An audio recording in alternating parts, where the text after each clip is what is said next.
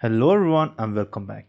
In this video, I'm going to show the projects and let you know how does it work. So I ran project in emulator and my real device. So before that, I'll show you the signaling server. I've created the server using Node.js. I'll start the server.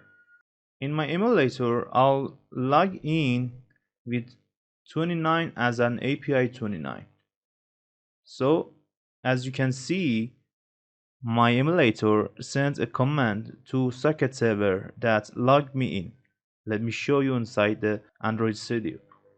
So I've sent a message model as type of a store user to the socket server. After that, I'll log in with my other device as Masood. So both of our clients are logged in. So let me show you what happens when I want to call Masood. Okay, do not panic.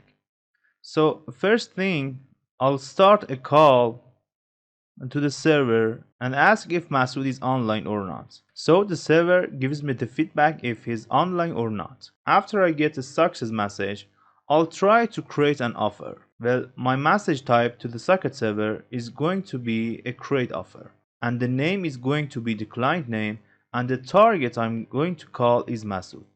And the data I'm passing is my session description data, as I said before. As you can see, it's a type of offer, and the SCP value or session description protocol is going to be this bunch of codes. So you can see the IP address here or the type, and if you scroll down, you'll see the whole information about your session description. So after I set this to the second client or Masood, my peer connection will also send some ICE candidates. As you can see, there's something like 20 or 30 of it. So this is the message model that I'm sending to the server to give it to Masood. As you can see, the message type is ICE candidate, and the name of my client is 29, and the target is Masood. And there's also some data about ICE candidate. As you can see, there's STPM line index, STP meet, and the STP itself. So this data will be sent from my client to the second client. And if I answer the call from Masood, as you can see, the data is established and the video is connected now. So what happens after I accepted the call from Masood? As you can see, the first thing that came out from the socket is the call response that Masood is online or user is ready for call.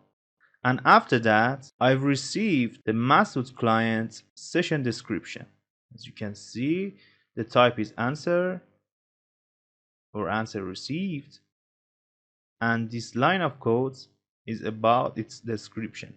And after that, Masood also sent the first client the ICE candidates.